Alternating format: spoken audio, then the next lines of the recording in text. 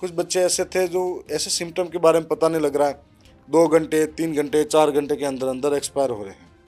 Doctors simple उठे कर रहे हैं। डॉक्टर्स के पास ये विडम्बना है कि उदयपुर हमारा सबसे बड़ा अस्पताल है उदयपुर का, जो पूरे संभाग का, उसके अंदर भी सैंपल की जांच नहीं हो पाई तो पुणे तक भेजा है। तो क्या राजकुमार रोत को इस घटना के बारे में पता लगा, वो पहुंचे या बातचीत करी या सरकार से किसी से जो है दरखास्त करी कि वहाँ के लोग वोट देते हैं, इनकी सरकार के अंदर भी विधायक हैं, सांसद हैं, लेकिन उनको जाति धर्म से ऊपर उठकर फुर्सत ही नहीं बात करने की। बाबूलाल जी खराड़ी को मंत्री हैं हमारे उदयपुर संभाग के, एक बार आके देखना चाहिए वहाँ के बच्चों को। पहुंचे क्या वो? अभी तक तो नहीं पहुंचे हैं। आज भी मुझे एक फ़ोन आया था उदयपुर से कि उन्होंने भर्ती किया, 2-2.5 घंटे हो गए, कोई देखने वाला नहीं है। 2 दिन हो गए, कोई देखने वाला नहीं सही तरीके से। मतलब राजस्थान में डबल इंजन की सरकार और कहती है कि विकसित भारत बनाएंगे, क्या मतलब अभी तक अस्पतालों की व्यवस्थाएं नहीं हो पाई हैं? उनको आना चाहिए, मौके पे देखना चाहिए स्थिति को, धरती पे आके बात करनी चाहिए। और आप सरकार में हो, आपकी डबल इंजन की सरकार है, वो करती है ये करती है, तो आप दिलाइए उन पीड़ित परिवारों को मुआवजा। नमस्कार, मैं आरब सिंह और आप देख रहे हैं पॉलिटिकल पंचायत। धरियावाद विधानसभा में लसाड़िया जो जगह पड़ती है, वहाँ पर कई ऐसे गांव हैं जहाँ पर 8 बच्चों की दर्दनाक मौत हो जाती है और कुछ ही हल्का फुल्का बुखार आता है और बच्चों की कुछ घंटों बाद जो है डेथ हो जाती है, लेकिन बीमारी का अभी तक कारण पता नहीं पड़ पाया है। राजस्थान में डबल इंजन की सरकार है और ये सरकार कहती है कि पूरी सुविधाएं दे रहे हैं, अस्पतालों की कोई कमी नहीं है। स्वास्थ्य मंत्री जो गजेंद्र सिंह खीवसर हैं, वो भी कहते हैं कि प्रत्येक जगह अस्पतालों की व्यवस्थाएं कर रहे हैं, डॉक्टर्स की व्यवस्थाएं कर रहे हैं, लेकिन कहीं ना कहीं अभी तक जो घटना घटित हुई है दरियाबाद में, उसका पता नहीं पड़ पाया है। हमारे साथ में बाप पार्टी के विधायक हैं, दरियाबाद से ही विधायक हैं। क्या कुछ कहेंगे ये जो घटना घटित हो जाती है उसको लेकर के? सबसे पहले तो आपके चैनल के माध्यम से आपके तमाम दर्शकों को मेरी तरफ से जोहार।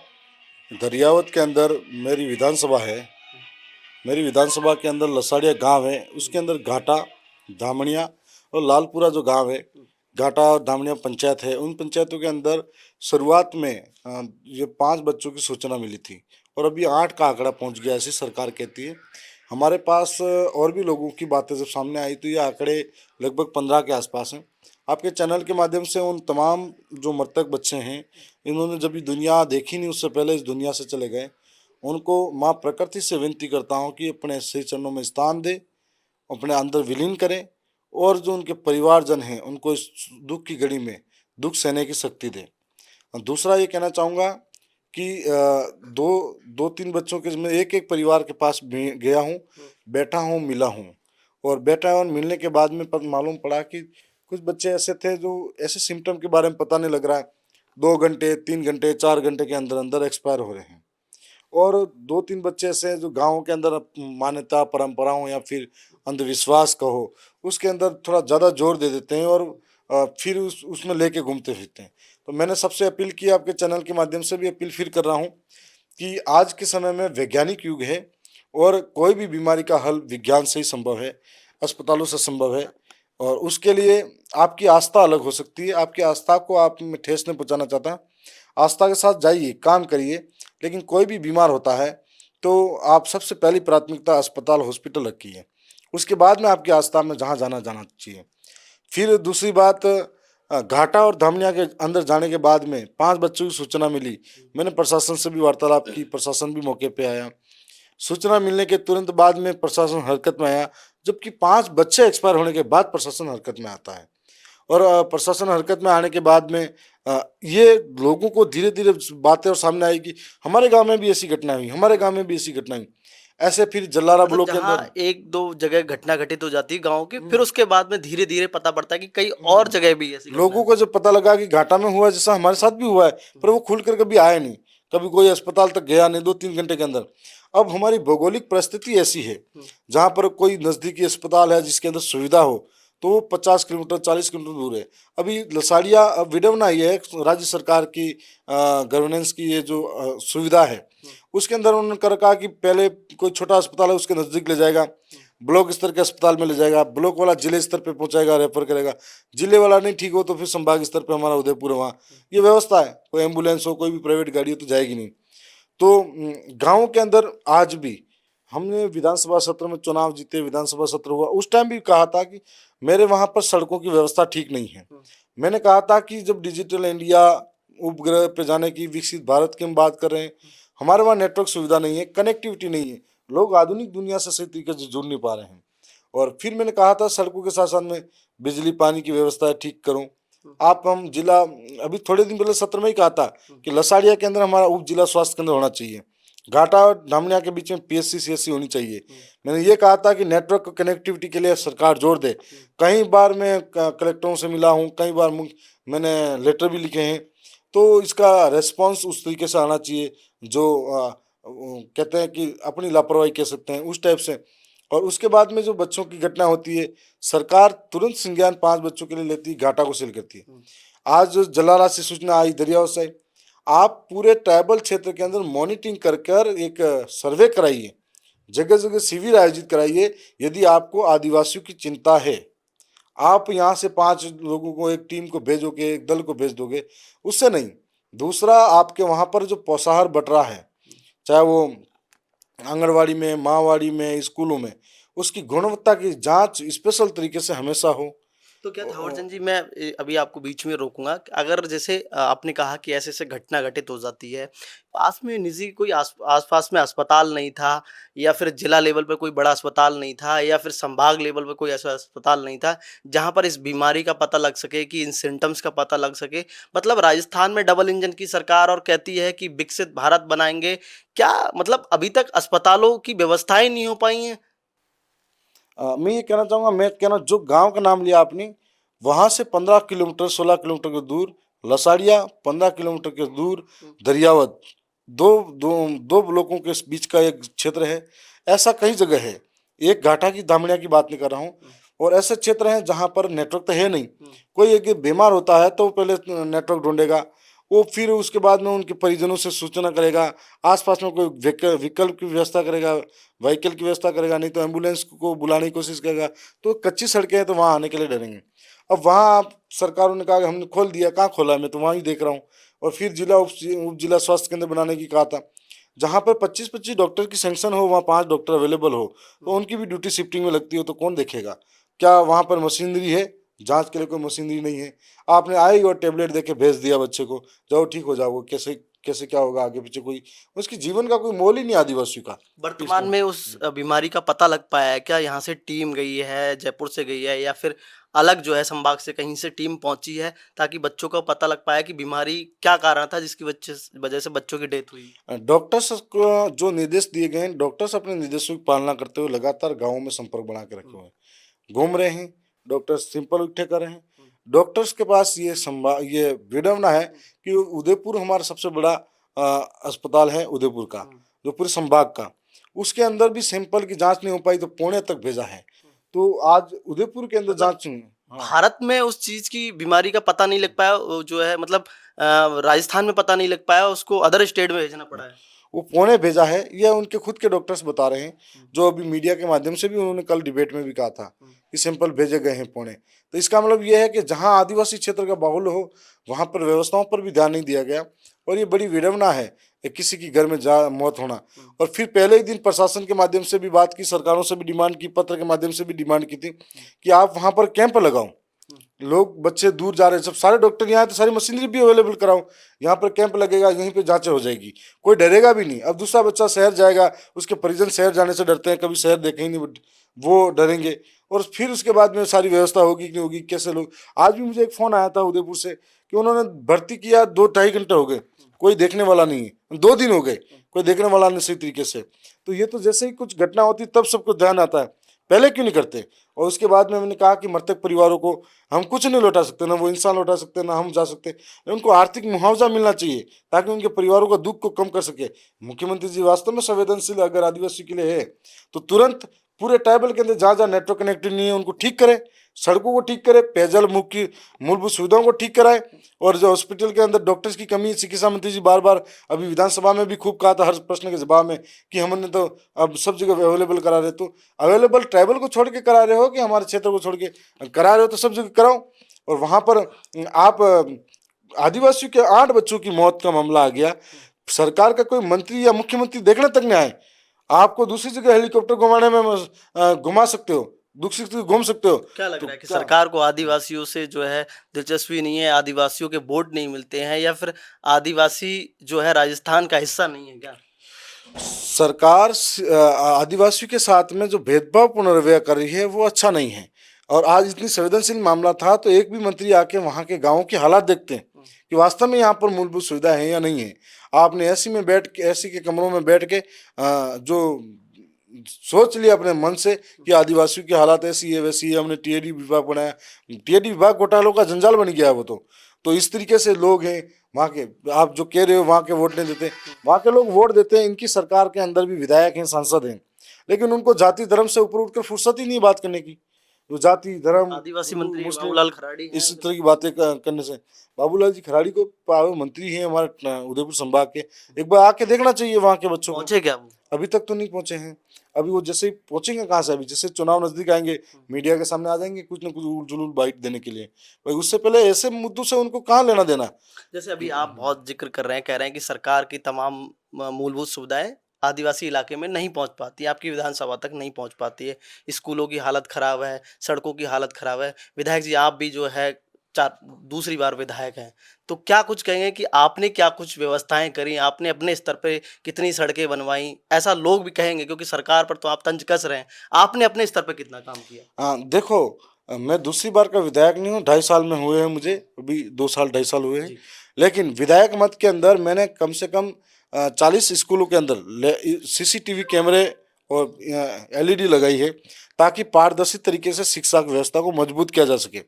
मैंने डीजी अभी शिक्षकों के हालत क्या है, उन शिक्षकों को आपने पेड़ गिनवाने रखा, कभी पेड़ लगवाने लगा, कभी गांव के कुत्तों को भगाने रखा, कभी कोई इनके कर्मकांड पढ़ने के लिए शिक्षकों को लगाया, कभी विभाग को दूसरे काम में शिक्षकों को लगाया। तो शिक्षकों को इसी काम के लिए लगाओ तो फिर आगे पढ़ाई का कौन।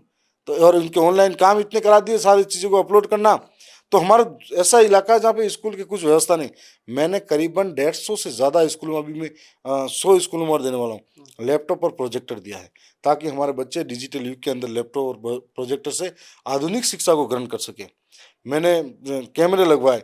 मैंने झालावाड़ की घटना के बाद में लगभग 22 विद्यालयों के अंदर आपकी सरकार जाके जांच कर ले, इतने मजबूत टीन शेड निर्माण कराए हैं जहाँ पर टीन शेड के नीचे 500-500 हज़ार बच्चे बैठ के पढ़ेंगे। मैंने कई ऐसे दुर्गम इलाके जहाँ पर वास्तव में कभी संभव ही नहीं था वहाँ पे सड़क बनाई है, वहाँ पर ग्रेवल दिया है कि ताकि एक बार आवागमन लोगों का हो जाए। तो क्या सरकार ने आपके काम में सहयोग किया या फिर एक्स्ट्रा राशि आपको प्रदान की कि भाई विधायक साहब काम करवा रहे हैं, अपने स्तर से भी करवा रहे हैं, कुछ हमें भी जो है सरकार को भी कुछ देना चाहिए इस नहीं, इलाके में? अभी आप जो कह रहे थे तो कुछ लोगों ने पहले भी बोला था, बीजेपी प्रवक्ताओं ने भी बोला था कि आप विधायक हो, आपकी तरफ से सांसद हो। जी। तो लोकतंत्र के अंदर सरपंच से लगाकर प्रधान बनता है, सरपंच बनता है, विधायक बनता है, प्रमुख बनता है और सांसद भी बनता है। तो जो लोग सारे लोग वह अपनी जिम्मेदारी ढंग से संभालें तो बहुत कुछ बदलाव हो सकता है।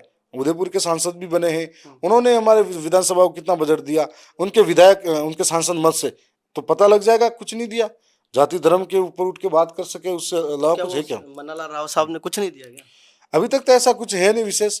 अब वो अभी अभी भी जैसे उन्होंने हॉस्पिटल गए और 4-5 मीडिया के साथियों को बुला के बाइट दे के अपना फर्ज पूरा कर दिया। रीलबाजी कर रहे हैं हाँ, क्या? उनको आना चाहिए मौके पे, देखना चाहिए स्थिति को, धरती पे आके बात करनी चाहिए।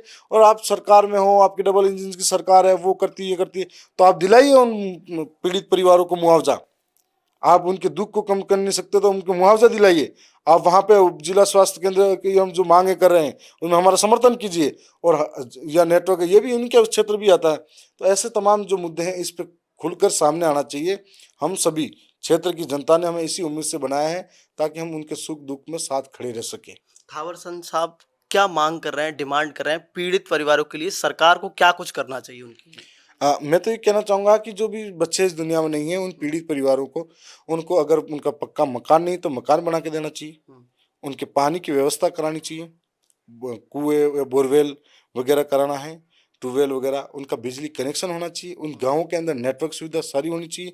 और उसके साथ साथ में जो मृतक बच्चे हैं उनके परिवार को 10-10 लाख का मुआवजा भी मिलना चाहिए। विधायक साहब, ये पहली घटना हो गई। इससे पहले जो है स्कूल का बड़ा हादसा होता है झालावाड़ के अंदर। हो सकता है कि आने वाले वक्त में कहीं ऐसा ना हो कि ऐसी कोई अनहोनी हो जाए, किसी और जगह ऐसी घटना घटित हो जाए। अभी तक बीमारी का पता नहीं लग पाया है। अस्पतालों की हालत जो है राजस्थान में जर्जर अवस्था में, कहीं आग लग जाती है, कहीं कुछ कुछ हो जाता है। तो क्या कहेंगे कि राजस्थान के जो चिकित्सा मंत्री हैं वो वाकई में स्वास्थ्य सुविधाओं के लिए कुछ कर पा रहे हैं राजस्थान की जनता के लिए?